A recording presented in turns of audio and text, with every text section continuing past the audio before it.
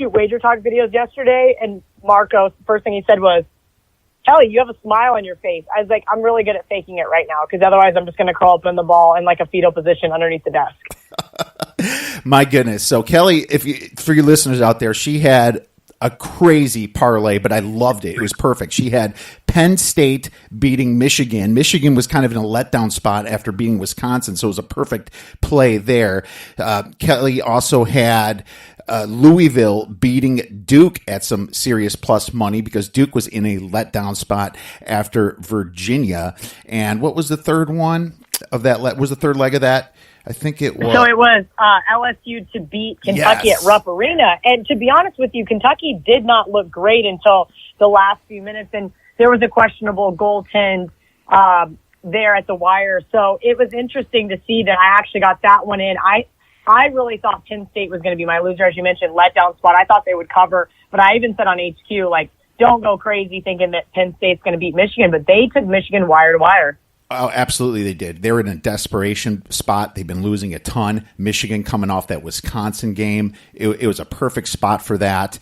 And then, LSU, you had Kentucky, probably thinking, LSU's pretty tough, but I'm looking at Tennessee this weekend. Well, boom. Absolutely. Even if that bucket didn't go in, they still could have lost that game, and that's just, the faultiness of the NCAA, I think they're going to figure some stuff out here, especially in the NFL, how, the Alliance Football League here has that eye in the sky. I really like that. I think they're going to improve, and that'll make it better for sports bettors. That's my goal for this weekend, is to actually watch one of those games. I did not watch a single Alliance football game last weekend, and I just was not necessarily skeptical, but not really sold on it yet. And like I said, I was kind of just checked out of football, but everybody has kind of made such great comments about it that I'm like, okay, I'll watch this weekend. I haven't either, and I plan on doing that as well. So hopefully we won't be disappointed. I know the ratings looked really good, but they did that before when the XFL came out. So we'll see what happens there.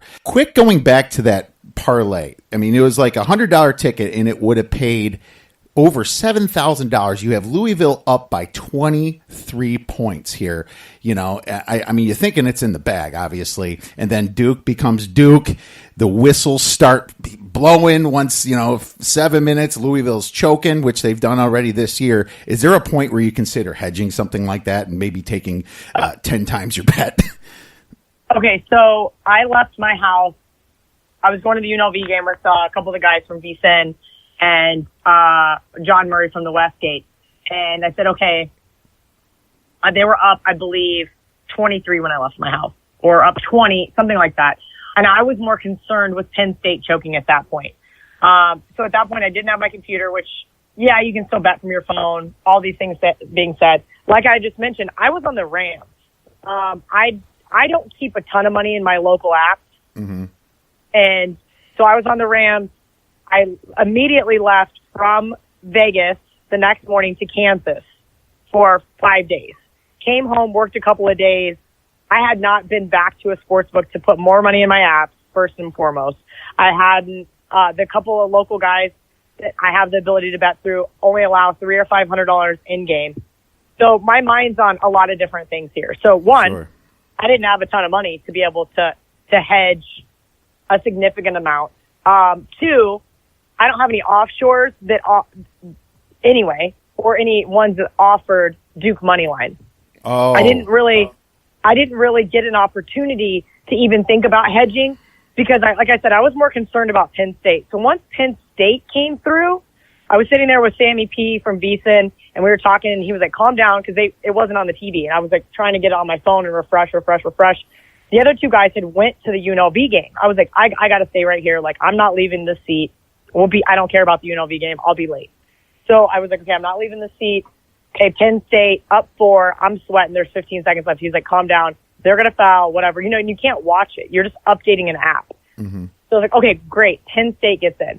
Then Sam tells the bartender, hey, can you put the Duke game on? At this point in time, Louisville's up, I think, 14 or even only 10. I'm like, God, I don't want to watch this. Like, I see the writing on the wall. Sam's brother texts him, some Duke fan BS, and I'm like, send him a picture of me flipping him off. Like, you know what I mean? Like, tell him to be quiet. Because Sam also has Louisville tied in with the Orlando Magic, both on the money line.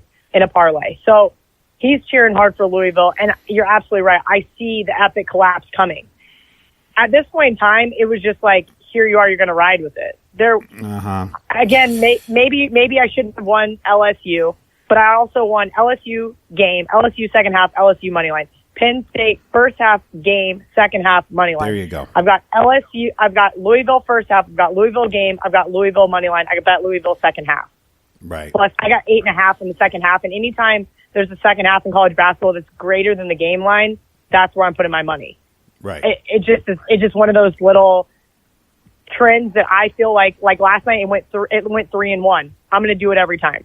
I'm looking at this going, okay, and he's asking me, hey, are you going to hedge this, or should I looking at different stuff, and I'm like, at this point in time, we're going to let it ride. Dave Koken was tweeting me, and he was like, I think it's going to go to overtime, and obviously I would have taken overtime, but I think they would have lost in overtime. I mean, when they reversed that charge, and I couldn't even tell you because at this point I basically blacked out. Now, mind you, I wasn't drinking. I just mean blacked out, because I knew once they overturned that, I was like, that's it. Like, whatever the right call was, yes or no, I'm not saying the fix was in. I'm not calling any of that. When that happened, I knew. I was like, okay, this is a loser.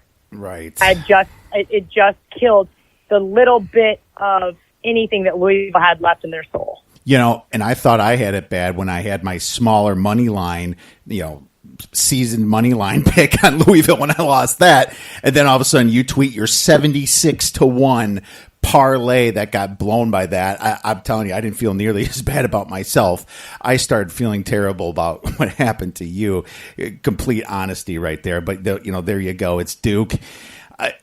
Maybe I would have ran up to somebody and say, please hedge this for me. Find me a Duke money line at plus 400. And that was the other thing. I wasn't sitting in a sports book. There's a little local bar that my buddy owns right across from where UNLV basketball plays that we always go before the game. A, because it's free parking. B, because it's cheap booze and pizza, and you just walk right over. And so, everybody acts like, because I live in Vegas, that I must live in a sports book. Like, I'm in a sports book enough. The last thing I want to do is be sitting there with a bunch of people cheering, probably that have Duke money line on some stupid parlay, that against me. This is not something that entertains me very much. Like I said, I spent enough time there. So, no, to answer your question, I used to have a saying back in the day when people were like, I can't believe you didn't hedge that. Listen, I didn't hedge my 85-1 ticket that I won in 2012.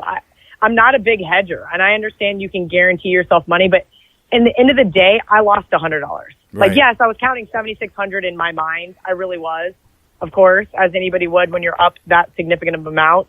But at the end of the day, I lost $100. And I look at it like this. I've done 6 or 7 radio shows. I made SportsCenter last night. Darren Ravel's talking about it. The amount of Twitter followers and exposure I've gained from it, at some point in time, I'm not going to say it's a break even, but it's not a loss. Absolutely, and you can cover that with all the other bets, right? I didn't want overtime. I was like, screw it. If this goes overtime, I'm losing my +8 to Louisville. I was thinking just finish them off. That was going through my mind, of course, when I had no idea you had that ticket. So I totally get that. But you're right. That was one of the worst beats on a parlay that I've seen. I believe the exposure itself is going to pay for it. And, so there is definitely some silver lining right there. Real quick, Kelly, let's talk about your series here, the docuseries Showtime filmed. It looks like that's going to be airing pretty soon. They filmed during the football season. Can you tell us anything about that? Yeah, it was really exciting. Got approached by some directors over the summer saying, hey, sports betting's legal. We want to follow some people around. And my buddy Crack and I are on the show, and Crack and I talked about it and said, okay, let's give this a shot and see what comes about it. And followed us around all football season and ended with the Super Bowl. Didn't get the results I wanted in the Super Bowl. I was on the Rams. But that being said, it was a really fun series. We just got our first, commercial sent to us the other day, and I've seen a couple of clips here and there from the videos. The producer's able to send me, hey, I think this is going to make the show, or this, or are you okay with that? Because I was really concerned.